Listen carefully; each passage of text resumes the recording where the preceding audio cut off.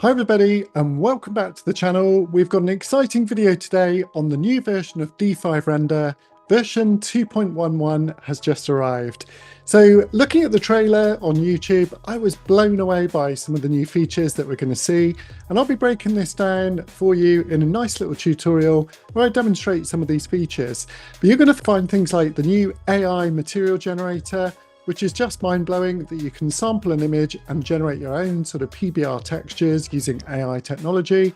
We've also got some really nice controls for orthographic views, which of course architects will absolutely love, generating things like elevations, sections and plans in rendered view as well. There's also an AI agent built in, which means that you can basically prompt it and find help and get lots of tips on how to use the software. I love the new feature where you can basically use AI technology to generate some planting.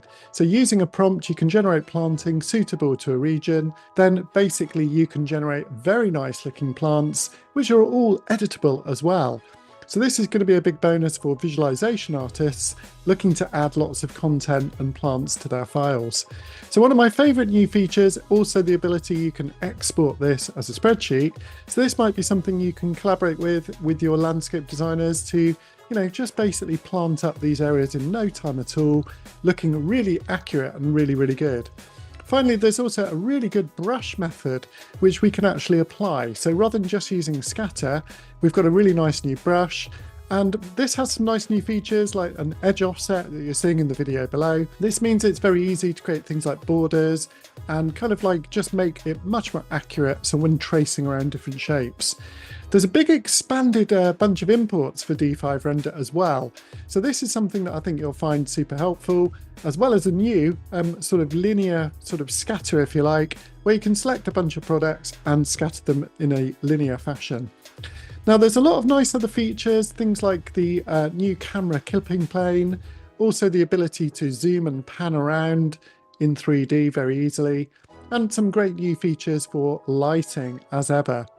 The real-time rendering has been improved as well. Path tracing seems to be super fast and more accurate than ever before. And I love the fact that you can now organize into groups things like your images that you're taking and basically manage those a lot better. So finally, there's also the ability to upload things like showreel and Gaussian splattering. The ability to import also from cesium means that you can basically import really large terrains with fully textured worlds. So overall, a huge host of new features that I'm going to look forward to demonstrating a few of these now for you. Okay, so one of the things that I would like to start with is the new launcher that D5 have introduced. This is a really nice aspect to the software. So with the launcher now, basically it gives you a bit of a heads up some of those new features that we've talked about already in the introduction. But it also allows you to do things like updates, see the last few files you've been working on, and also go and get any kind of other updates you require. So it's a very, very nice welcome screen. And the great thing about this is you can actually bring it up while you're working in a project.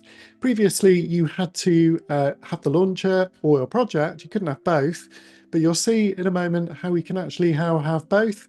So if you just want to kind of toggle back to the launcher while you're in a project. So I'm just going to make that full screen and you can see here's the last few projects I've been working on in D5. There's a bit of information about things like the D5 waitlist for the new light version that's coming. I'll be definitely making some videos on this, so this is quite exciting. We've also got a link to all the syncs, so you can download those for Vectorworks, ArchiCAD, SketchUp, Revit, anything else that D5 works well with. So it's really nice to have that all gathered in one place directly from the launcher, I think. So brilliant idea. I think this is something that most software is now doing, making everything a lot more accessible, a lot more user-friendly. So, okay, so I've downloaded a couple of those kind of plugins that I'll need for later, and we can kind of go ahead and get those installed. So if we want to, we can also just check out some sort of more content and videos on those new features. So from D5's point of view, this is a great way to message some of those new features to you and just get some excitement about the new events that are coming as well. And now look, here we are with our actual project open, but the D5 home screen just sort of floating over the top as well. It also allows us to do things like merge projects and change a few settings too. So great welcome improvement on the D5 home screen. And I think this will be something that, many users find a nice little benefit, as well as, very handy to kind of keep on board with updates and make sure everything is in one spot. So really, really glad that D5 have implemented this. Okay, so here's a project that I made in Vectorworks a few years ago for some Vectorworks tutorials, and here it is in D5. And I think you'll agree, at first impressions, the project looks pretty amazing in real time. We've got that beautiful sort of reflection on the water. We've got some really nice global illumination and things like really good environmental reflections as well. Now, when I looked at this, I actually thought the rendering quality of the real-time rendering in D5 looked significantly better than it has in previous versions. And this is one of the major new features, that the path tracing now looks almost as good in real time as it does with the final render. So look at the way I can just sort of swing through the lighting in real time, changing those shadows and things like the north angle, boosting things like exposure as well. This is one of the key beauties of real-time rendering software.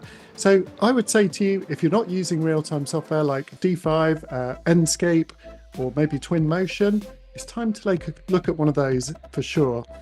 I would love it if you were to reach out to me for some advice or some training on any of these real-time rendering softwares, and it's something that I've been involved with for quite some time. Okay, so now let's jump into the feature I wanted to talk about, which is one of my favorite ones, which is the new orthogonal views for designers and architects. So basically, up into the camera settings, you can see that we can literally click P as a keyboard shortcut, and we can now toggle between perspective mode and orthogonal mode. So navigating around here in orthogonal, I think that looks really fantastic as a sort of isometric or axonometric type view. So if I do want to, I can kind of like go back to my perspective view. So now let's go down and just click P to get that into elevational view or parallel. So very, very cool. I like these different projections. Another really cool thing that we can do is just click on things like the front view, the back view, left and right. So these pure elevational views and orthogonal views are something that architects are going to love, because it means that you can take your model and render out these stunning elevations in real time. So, maybe this is something that we can use for our planning applications by taking our model and actually rendering out a series of elevations, as opposed to doing those in our native CAD software now. So I think you'll agree these little new features to render out orthogonal views and also change that lighting in real time is a wonderful aspect to the software. Okay, so I'm very, very happy with this. It's very quick and easy to save those views as well. And as I say, I can just adjust the lighting to suit each elevation, just so I get those really nice sort of shadows falling on the face of the project there. But I was very impressed by the quality that I was seeing in the preview. And, just remember that when you do the real-time rendering, the final quality render will be even better than this. So we've created some nice little scenes here, and that was very, very easy to do. And, really quite straightforward in terms of its approach. I can revisit those by double-clicking onto the scene, and it will basically refine the animation, just revise a little bit and go back. Now you'll notice that I've actually got the frame booster on. So what happens is sometimes when you get the transition, you do get a little bit of flickering. So if you turn off the frame booster, you'll find the display looks a bit smoother, but maybe not quite as higher frame rates there. I mean, look, I'm still getting 15 frames a second, as you can see from the top of the screen there, which is plenty enough. Okay, so one of my favorite new features, orthogonal settings in D5 Render 2.1.1. Easy to toggle between perspective view and orthogonal views just by clicking a shortcut, which is basically P. But don't forget, you can also render wonderful top-down views using that orthogonal feature. So this means things like site plans and plans of your building are going to be so much more easy to render now with D5 than ever before. So I think this will be a really cool feature for designers who make BIM models and want to actually get a really nice set of renderings, but don't want to do that in their native design software. So I'm very, very impressed by the way this works. So look at this view, all those shadows changing in real time. I could actually sort of set this and do proper shadow studies as well. The next feature that I want to talk about is a very exciting one, and this is the ability to make AI materials just from reference images. Now this really is a very cool feature. I like this use of AI. Some of the generative image stuff is cool, but it's not always applicable. But here, this is a really practical use of using AI to enhance your workflow. So you can see they've given a kind of sample image. In fact, I've just imported this base image, and basically I can generate a PBR material from sampling the kind of textures, if you like, from that base image. So it takes a few moments to generate, using the AI to analyze the image that I loaded in. But what this means is you can basically go onto, the internet. You can search for reference images of visuals or materials or, other things that you would like to generate the textures from. You can load those images in, and then you basically can pick out the different textures that you want to recreate them. Now it does two really cool things. Not only does it create a very nice generated PBR material, it will also give you recommendations from the D5 library of textures that are probably the most similar. So you can see there's a few different options like displacement there, and we've got the result we can preview. We can also click add to local, which means that basically this adds it to your local D5 library, and then it's as easy as dragging and dropping to apply. So let's go for this one more time. So to begin with, you go to the materials, and then all you need to do is click AI Materials Snap. So once you've done that, it already comes up with a reference image that D5 give you. So if you want to just play with that, you can. But I'm actually going to load in one of my own images and see how this works for you live. So here's my sort of reference images that I just found on the internet. I've got this very nice sort of timber cladding here. So the first thing we need to do is basically click on the select button. So it uses AI to analyze the image, the reference image that we've loaded in. And again, you can just see it progressing. Takes a moment or two. All of this, I'm sure, will get faster in the future. So now, basically, it's really cool. It's actually sensing the different materials and textures from that image using the AI technology. And then with the picker, I can basically choose that material. So now you can see we're generating that actual texture. Now, I don't know what you think. I just think this is a really cool, application of AI in my visualization workflow. It really saves a lot of time, and it does mean that all these lovely reference images that I've gathered over the years, I can kind of really use to actually extract materials and textures from. It's done a pretty good job. So look at that texture that is extracted from that image. Obviously, the better quality image you feed it, the more likely it is to generate a very nice texture. You can see maybe a tiny little kind of seam in the middle of that image there. But I think it's done a really good job. So I can just apply that, and replace that sort of timber cladding in my project there very straightforwardly. You can see it takes a moment to generate. But then once it's in, you've got all the usual controls for materials, things like the brightness, the sort of texturing. And, you can see by just adjusting the shadows, that actually looks really, really good. So, within a few minutes, I've taken a reference image, I've used AI technology to generate a very high quality PBR texture, and we can move on and kind of crack on with our project without wasting any more time. So the next big feature I want to talk about is the new amazing AI agent, which is designed to make your life much more straightforward and very quick and easy. Now, basically what you can do is select certain prompts, like I've selected the seasonal flower bed prompt, and I've just dragged in a basic primitive plane, which I'm going to apply. You can see that the AI agent is using this prompt, design a seasonal flower bed in Switzerland featuring blue palette and so on. And basically what it will do is create a really nice selection of plants. Now, the great thing is all of those plants can be edited if I want to actually kind of select them. But, I'm just going to go with it and click auto scatter. Then basically with a single click, I click on my plane and click create to create this new scatter using that particular set of plants. Now, the wonderful thing is you can edit the amount of plants, the density, swap out different plants, and even delete some if required. So it's a really flexible system, but it really gives you a quick head start, particularly as an architectural visualizer, where you may not know all the detail of these exact different types of plants. So you can see I just need to do a little update. Obviously, these are kind of need updating from the web sometimes. So let's just update. It's pretty quick to do. And you'll see how wonderful this looks. There we go. They're beginning to load in already.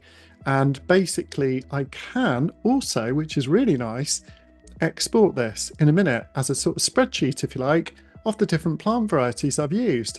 But, if you're just looking for a quick sort of mix of generic planting, I think you'll agree the way these are laid out, the density of them, the mixture of them, actually looks really, really good. And this would take quite a long time to do manually. Yes, of course, I could do that manually if I had a particular design to follow. But if you're just doing a sort of generic sort of a visualization with some nice landscaping, this is going to be an absolute time saver for you for sure. So I just want to kind of go again. You can see I'm just dragging in another primitive shape here. Let's just sort of park that there. Perhaps I'll just change the size of that a little bit. And let's just go for it. So this time I'll go for a different type of bed. Let's actually kind of go for the minimalist floral garden perhaps. We'll change the Switzerland. Let's change that to England. Something a bit more local to home for me. So, you know, the great thing is it kind of gives you these prompts, but you can change them. So let's see what it comes up with. Now I've changed from England from Switzerland. I'll be interested to see what different mixture of plants it actually chooses. And we can kind of apply this fairly rapidly to our shape. So what do you think about this new use of AI technology in D5 Render? Is it something you're, you know, supportive of? Would you like to see more of it? Or is it something, you know, you're not really that impressed by? I'd be really pleased to know your thoughts in the comments and, you know, what your actual thoughts are on this. Okay, so I'm just going to resize that shape a little bit before we kind of apply. I'm just going to drag that there and basically click Auto Scatter. So once again, with a single click, we can click Create. That will create that mix of plants. And, you know, I think you'll agree with the fact that this is all very editable and changeable. There's no harm in trying this out. It's a great new feature. And I'd like to see, you know, Twinmotion and Enscape sort of take on features like this. I feel like, you know, the AI in those bits of software needs a bit of an update. Enscape does have an AI sort of enhancement, but not really kind of AI layout tools or modeling tools like we're seeing with D5 Render. So it's really interesting. I really love all the different real-time rendering softwares. And having a look at this now, I think you'll agree, it has actually done quite a different mixture of plants. You know, bearing in mind I just changed the prompt from Switzerland to UK, or England rather. And, you know, it's definitely done a little mixture of plants that I could edit once again. So look, over on the right hand side, you can see the amount of the plants, the volume, the probability, the occurrence.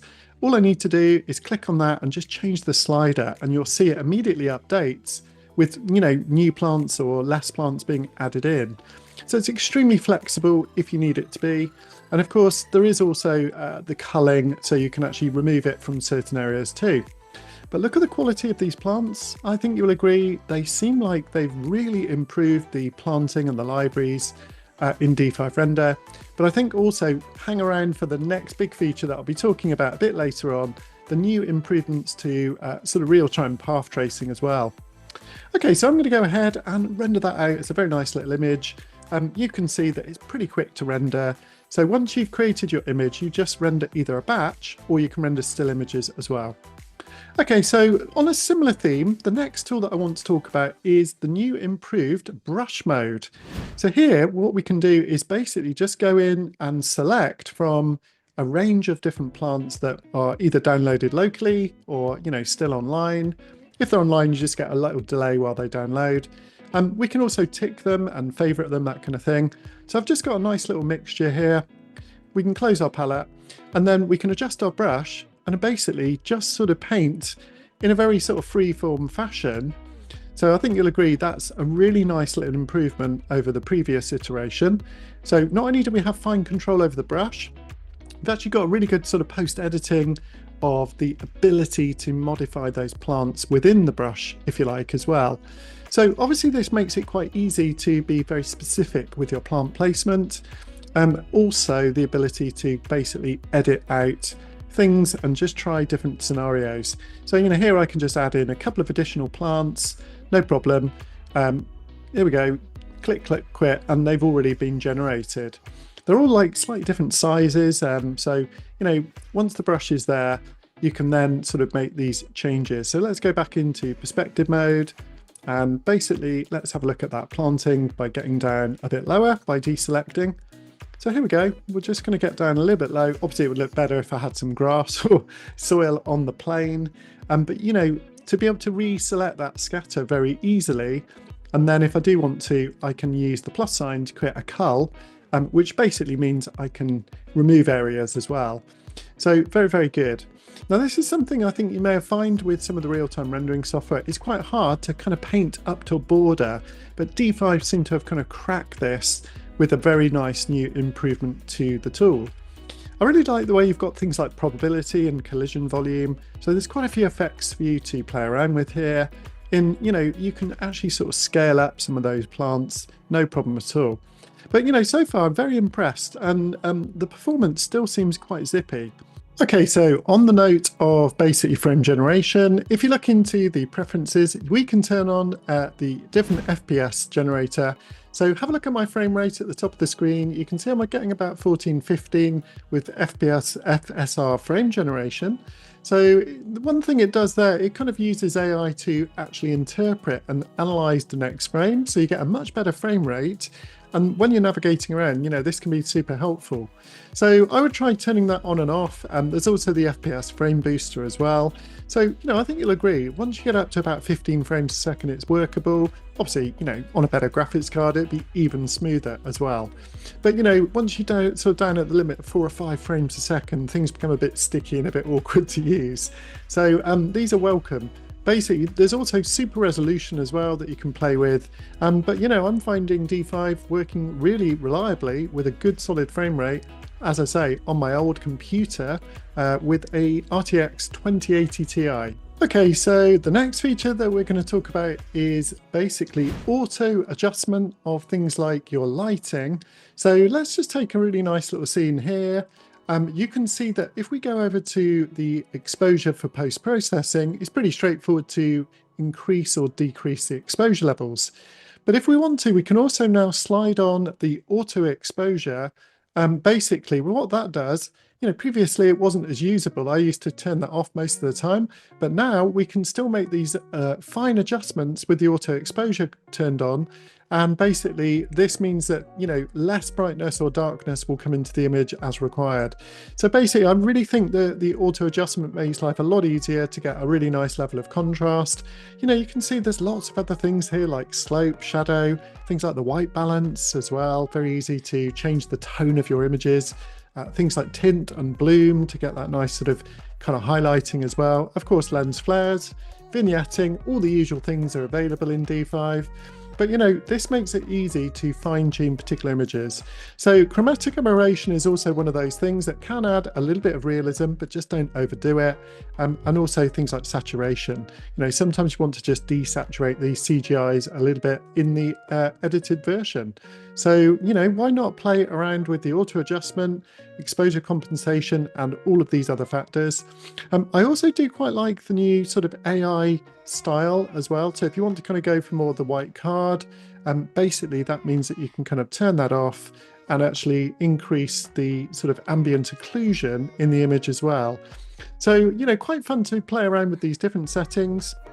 There's also one for things like outlines. If you want to make it look a bit more kind of conceptual, a bit more sketchy, not really a fan of that. With real-time rendering, you may as well go for something a bit more realistic in my view. So yeah, lots of controls over our image settings, but this new setting for auto adjusting enhancements and lighting is the real killer feature that I think you've been waiting for. Can I have a look at another cool feature to do with cameras as well? So what I really want to do here is click onto the align view. Now you can see when I click on a surface, a little arrow comes up. So that basically puts me right in front of the point that I clicked on, so that I'm kind of in a almost like elevational perspective type view. That's actually quite hard to adjust with the camera and sort of orbiting around, you'll find. So we can go ahead and save that scene. And let's just show you how this works once again. So let's kind of go back into, normal perspective mode here. And what we'll do is see if we can align our camera once again. So we're going to go to camera, we'll just click on the align button. I love the way the little arrow comes up, that's really handy. And look at that, we've just made a beautiful kind of top-down view of our building. It looks really, really good actually with all that landscape and the shadows, but it's very easy to do. Now that's hard to do if you're just orbiting around in perspective mode. So aligning these views and then being able to kind of save those as sort of plan renders, very, very good. So let's see if we can try that one more time. So here we are in sort of parallel projection as well, just to kind of check out that nice ability to go from perspective to parallel with the P key. Okay, so here I just want to talk about one more thing to do with orbit. So now you can see it's much more straightforward to orbit around the center of a model. And, I have to say that works extremely well in orthogonal view. So this orbiting now is something that we can kind of turn on and off, as well as the fly mode and the walkthrough mode. We've got a proper orbit mode for revolving around. Okay, so another feature that I really want to talk about now is the kind of real-time preview of path tracing. Now, if you look at this project, you'll see these amazing reflections of the landscape and the context in the glass. And I think you'll agree they look pretty good. So basically, previously what we had to do to see those looking good was use the sort of high quality kind of rendering where we actually did real-time quality, click precise, and then went to accumulate. But basically now, I think you'll agree, there's not a lot of difference between the final path trace result and the real-time preview. I don't know how D5 have done this. They're always developing the programming and the software, but real-time ray tracing is obviously a bit of a holy grail in CGI. So the ability to kind of like just get those nice reflections. Let's go for a different scene here. So let me just see if I can kind of like use custom settings. Now that was another new feature they added, was the ability for every image to have custom settings for things like your GI, reflection depth, samples, and so on. So this is cool because it means that rather than sort of a global bunch of settings, individual images can have individual settings. So when I kind of slide that light round, you can see, really good. And look at those reflections in the glass of the HDRI environment, without path tracing. I don't know how they've done this. So great reflections and really sort of nice control. So wonderful, the fact that you don't need to use the accumulation button as much as very often. The render preview is enough now for you to be able to get a really good view of your scene and how that CGI is going to look. The next big feature that I really want to talk about is to do with organizing. Now, if you're kind of working on big scenes, this is just such a wonderful feature, the ability to be able to right click and create a group and then basically drag in, for example, all of those orthogonal views. So just selecting them all there, dragging them all into my sort of elevations, if you like, just drag them in and they'll drop in. And then basically I can group all of those together beautifully to keep my project nice and organized. So let's do the same. Let's create another group and make some interiors. So I'll create a group. Let's rename this interiors, and basically let's see how we can just add those very straightforwardly. You can drag one at a time, or if you prefer, you can actually kind of hold shift down and drag a few and basically drag those into that folder. So look at that, I've got a couple of folders, I've got my interiors, I've got my elevations, beautifully organized. I would like other software to do this. Twinmotion ought to add this feature because it's a really good feature to keep your project sort of seamless and organized, particularly when you've got a lot of images in a particular project. Okay, so let me know what you think in the comments about this nice, simple, but very effective new feature. There's been some really nice improvements also to the AI enhancer that's built into basically D5 render. So here we can see a nice image that I've already enhanced, and I think you'll agree there's some really nice improvements to that. I also really like the fact we can now do very quick style transfers as well. So here's the original image. You can see that I'm actually processing multiple AIs at the same time. Here's a couple of the kind of style transfers. Let me just sort of show you the original. So that one's still processing, as you can see, and we've got a couple waiting as well. So this is quite nice, the fact you can kind of like bank up a few different enhancements, go and do some other tasks. So basically these results can be doing all things at the same time. So, I like the way I can actually go back to the original and start doing some other work on that one. Big improvement actually, because previously it was quite slow and you had to do one at a time. So for example, I'm going to go for a bit of in painting. Let's basically explore how that could work. So click in painting and select, and then basically I'm just going to kind of select an area of plants if I can with my project. So when I click on that, it's just going to do a little bit of an AI sort of analysis, if you like, on the image, just to see what areas we can look at to enhance. Now, to be honest, the in painting is something that is a very good feature. I need to make a video on this all on its own. You can see there's not really selecting very big areas that I can in-paint, so let's click that small area there. If you do hold shift down, you can kind of select multiple areas, but I think you'll agree there's quite a lot of plants in this design already. So let's go for it. Let's kind of click in painting on just that area. In fact, why don't we do the sky? So let's go for a sky. Okay, we'll just choose that sort of nice cloudy or visual sky there. I think that one's fine, so let's go for that. Let's choose the sky. Yeah, it's picking up generally most of the sky, but not a couple of those clouds. That's fine. Let's click in painting, see what happens. Let it process. While the AI is working, as I say, it's quite fun because you can now explore some of these other aspects. Like here's a nice style transfer for kind of like a black and white sketch. You could overlay those and use a bit of opacity to sort of merge the two. I can download that and save that. So perhaps we'll review these at the end of the project. Just pop that into my folder.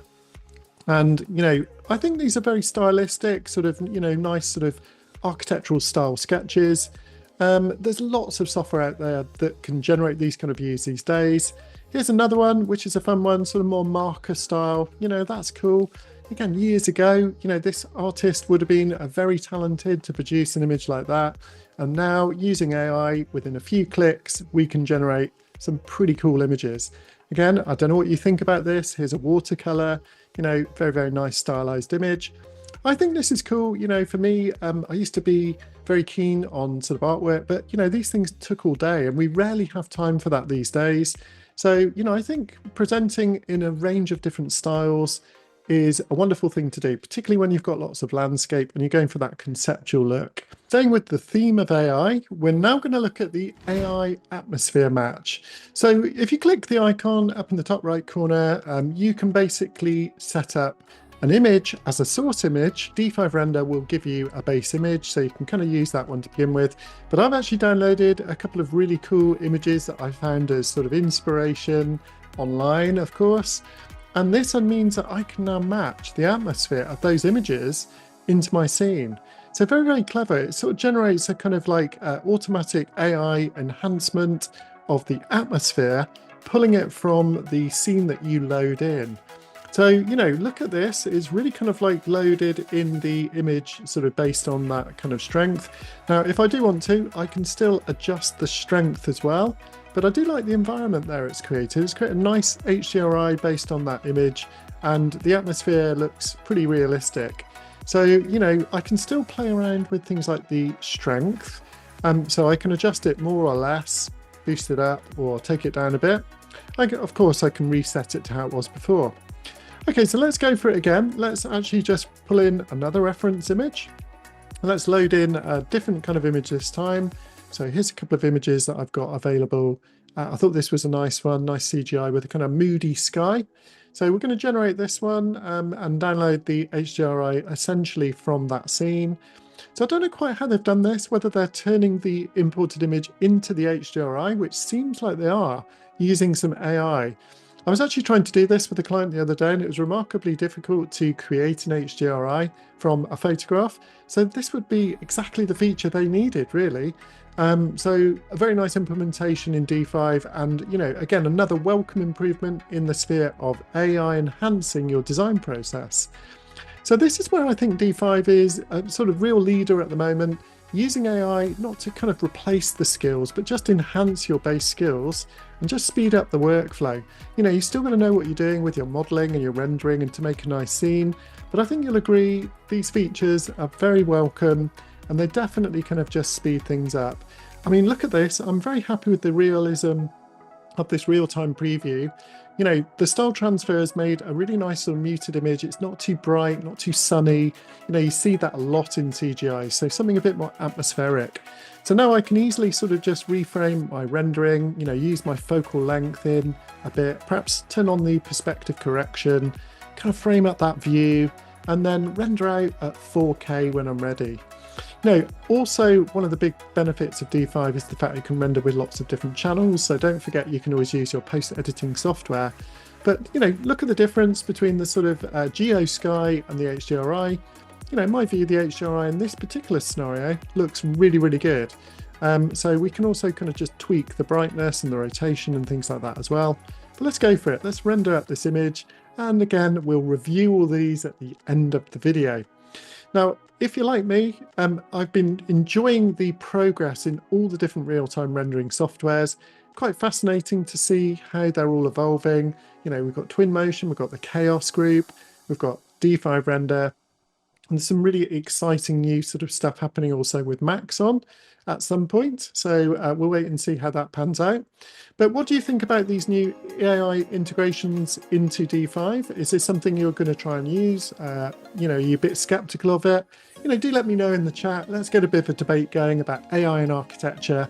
It's definitely something that I think is coming, and you know, we're all going to need to engage with this a little bit more. Well, everybody, I really hope you've enjoyed this overview of D5 Render 2.1.1. Reach out to me if I can help with any teaching or training for any of the real-time rendering software, and of course Vectorworks as well.